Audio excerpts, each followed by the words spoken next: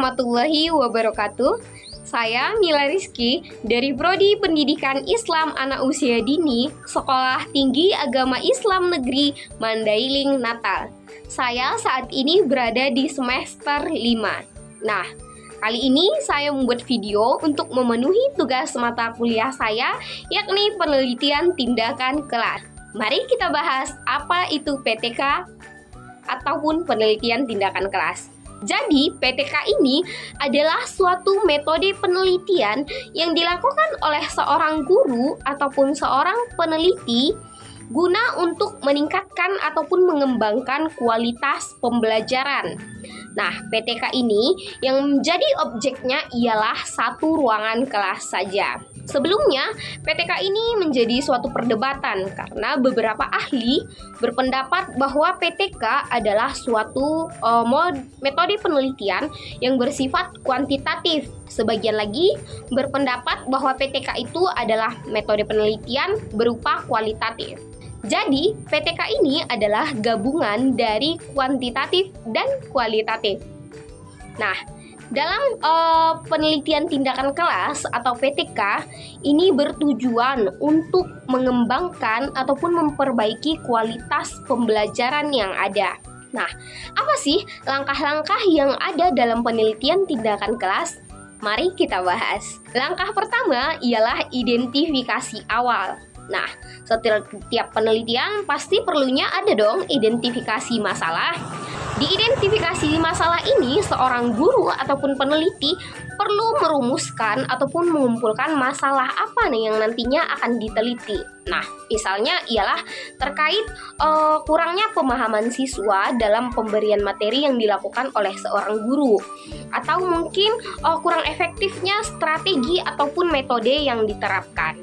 Nah, di sini guru atau seorang peneliti nantinya akan mengumpulkan ataupun merumuskan masalah yang akan diteliti lebih lanjut. Nah, kedua ialah perencanaan.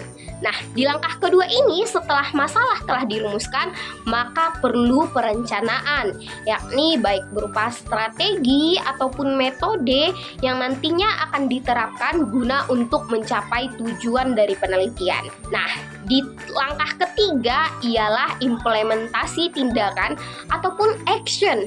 Nah, disinilah di mana seorang guru ataupun peneliti melakukan penerapan atau pengimplementasian dari strategi ataupun metode yang telah dirancanakan di langkah kedua tadi. Nah, pada tahap inilah guru atau peneliti itu melaksanakan ataupun melakukan rencana tadi di dalam suatu ruangan kelas tersebut. Keempat adalah pengamatan. Nah, guru atau seorang peneliti perlu melakukan pengamatan selama tindakan sedang berlangsung. Nah, di tahap keempat ini nantinya akan dapat dikumpulkan melalui adanya catatan observasi atau mungkin pengumpulan data hasil kerja siswa, atau guru bisa jadi atau peneliti bisa jadi memberikan umpan balik terkait hal tersebut kepada siswa ataupun kepada muridnya. Nah, langkah kelima adalah refleksi. Setelah tindakan dilakukan, maka perlu ada refleksi dong. Nah, refleksi ini adalah berupa sudah sejauh mana guru atau peneliti melihat tujuan dari penelitian ini tercapai.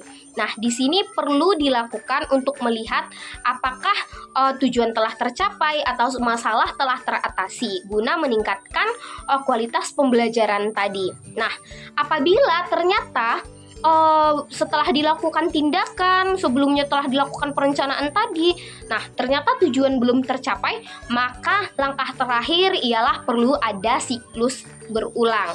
Nah, di mana siklus berulang ini ialah seorang guru atau peneliti melakukan kembali dari awal, yakni dari perencanaan, kemudian implementasi tindakan, kemudian ke pengamatan atau observasi, kemudian ke refleksi.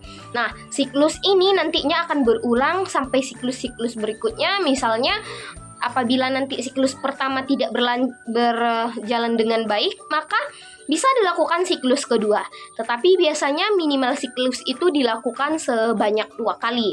Nah, tetapi apabila telah dilaksanakan siklus 2 kali siklus, ternyata belum tercapai, maka dilakukan siklus ketiga. Nah, sampai ke siklus ketiga juga belum tercapai, maka sepertinya perlu dilakukan ataupun perubahan metode ataupun strategi. Nah, itulah 6 langkah dalam proses penelitian tindakan kelas. Nah, mungkin itu saja yang dapat saya berikan penjelasan terkait penelitian tindakan kelas. Nah, saya akhiri dengan salam dari video saya ini. Wassalamualaikum warahmatullahi wabarakatuh.